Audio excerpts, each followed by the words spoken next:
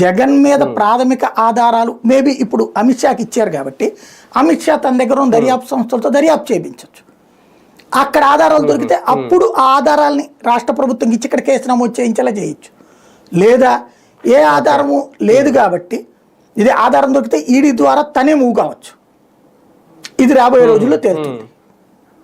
కానీ ఒకటి sir, skill development వ్యవహారంలో అప్పట్లో సిఐడి ద్వారా నోటీసులు ఇప్పించి రాష్ట్ర ప్రభుత్వం చేసింది, లేదంటే జగన్మోహన్ రెడ్డి చేశారు అనేది.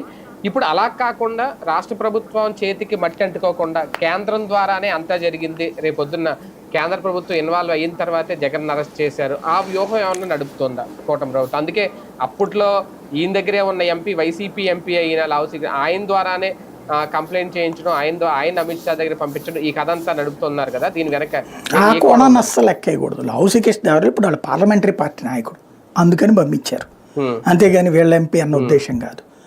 ఇకపోతే మీరు చెప్పినటువంటి కోణంలో చూస్తే అక్కడ జగన్ స్కిల్ డెవలప్మెంట్ కేసులోనే ఎందుకు అరెస్ట్ చేయించాడు, మిగతా కేసులు ఎందుకు అరెస్ట్ చేయించలేదు? అలైన్మెంట్ కేసు, లేకపోతే కనుక అమరావతి కేసు అనిను, లేకపోతే ఆ రోజుల్లో లెక్కర కేసులని కూడా చెప్పాడు ఆయన. ఇసుక తిన్నది, ఇట్లాంటి వాటిని ఎందుకు చేయించలేదు?